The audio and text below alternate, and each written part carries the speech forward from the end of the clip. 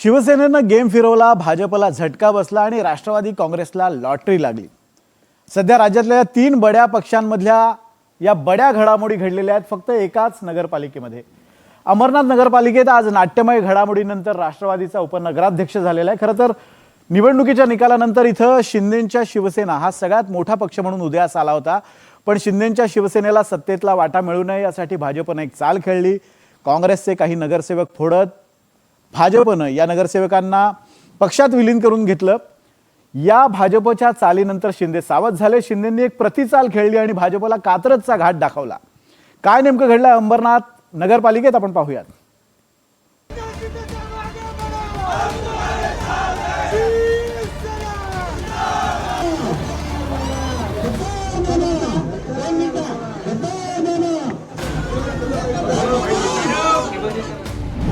अंबरनाथमध्ये भाजपला मोठा झटका।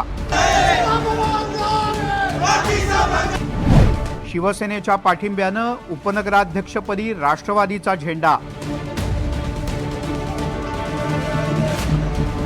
भाजप शिवसेनेच्या भांडणात राष्ट्रवादीची लॉटरी। अंबरनाथमधल्या हाय प्रोफाईल आणि अत्यंत नाट्यमय अशा उपनगराध्यक्षपदाच्या निवडणुकीत सगळ्यात महत्त्वाचा प्रश्न होता तो म्हणजे राष्ट्रवादीचे 4 नगरसेवक शिवसेनेच्या बाजूने जाणार की भाजपच्या। कारण राष्ट्रवादीचे 4 नगरसेवक आधी भाजपात गेले होते, त्यानंतर शिवसेनेनं एका रात्री या सर्व 4ही नगरसेवकांना आपल्या बाजूने वळवलं।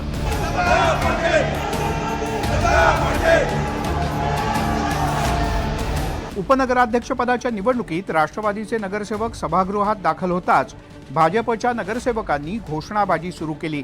मोठा गोंधळ उडाला। या गोंधळातच उपनगराध्यक्षपदाच्या निवडणुकीला सुरुवात झाली। मात्र शिवसेनेनं अशी काही खेळी केली की भाजपला मोठा झटका बसला। शिवसेनेनं राष्ट्रवादीला थेट उपनगराध्यक्षपदाची ऑफरच दिली।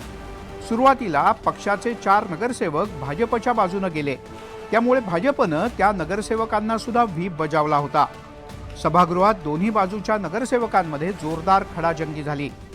अंबरनाथ विकास आघाडीचे गटनेते अभिजित करंजुले यांनी अजित पवार गटाच्या नगरसेवकांना इशारा दिला, व्हीप आमचा आहे, तुम्ही अंबरनाथ विकास आघाडीच्या बाजूने मतदान केलं नाही तर तुम्हाला अपात्र करू। अखेर अजित पवार गटाचे सदाशिव पाटील 32 मतं मिळवून विजयी झाले।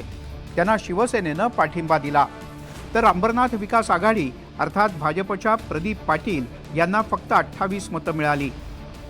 शिवसेनेच्या पाठिंब्यावर राष्ट्रवादीचे सदाशिव पाटील हे उपनगराध्यक्ष झाले। सदाशिव पाटील यांचं उपाध्यक्ष पदासाठी निवड झाली आहे।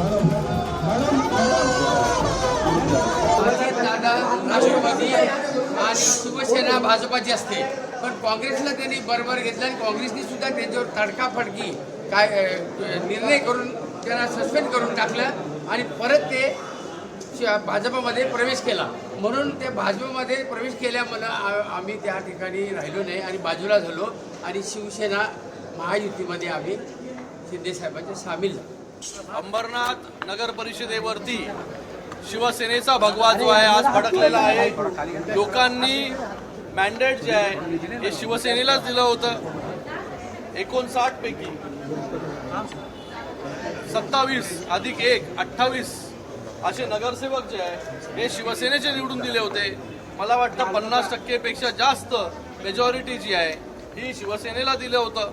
त्याचबरोबर जर नगरसेवकांचं मतं जर मोजली तर जे नगराध्यक्ष झालेत त्याच्यापेक्षा 10,000 मतं जी आहे शिवसेनेला जास्त पडले।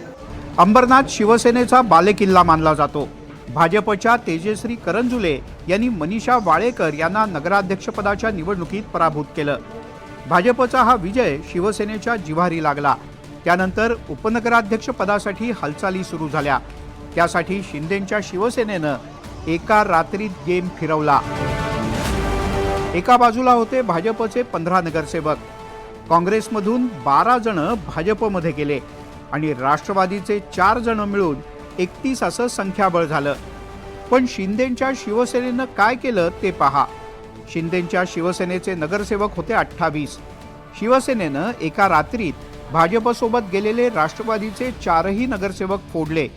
आता शिवसेनेचं संख्याबळ झालं 32 आणि आपोआपच बहुमत शिंदेंच्या बाजूनं आलं. आम्हाला देखील त्यांच्या प्रदेशाध्यक्षांनी सांगितलं होतं की आपण एकत्र मिळूनच इकडे सत्ता स्थापन करणार आहोत. पण मला माहिती नाही का ते काँग्रेसबरोबर गेले, काँग्रेसबरोबर अलायन्स केलं, गट फॉर्मेशन त्यांनी केलं आणि त्याच्यानंतर सत्ता स्थापन करण्यासाठी त्यांनी काँग्रेसबरोबर जाणं पसंत केलं आणि शिवसेना जी सगळ्यात मोठा पक्ष आहे त्याला बाजूला ठेवण्याचं काम केलं. अंबरनाथमध्ये शिंदेंना सत्तेपासून दूर ठेवण्यासाठी भाजपनं काँग्रेससोबत युती केली. काँग्रेसनं घाईघाईनं 12 नगरसेवकांना निलंबितही केलं. ते भाजपच्या पथ्यावर पडलं आणि भाजपनं तातडीनं सर्व नगरसेवकांना आपल्यात घेतलं. आता मात्र काँग्रेससोबत गेलेल्या भाजपच्या प्रतिमेला सुद्धा धक्का बसला आणि उपनगराध्यक्ष पद सुद्धा गेलं. अमजद खानसह अक्षय कुडकेलवार, NDTV मराठी, अंबरनाथ.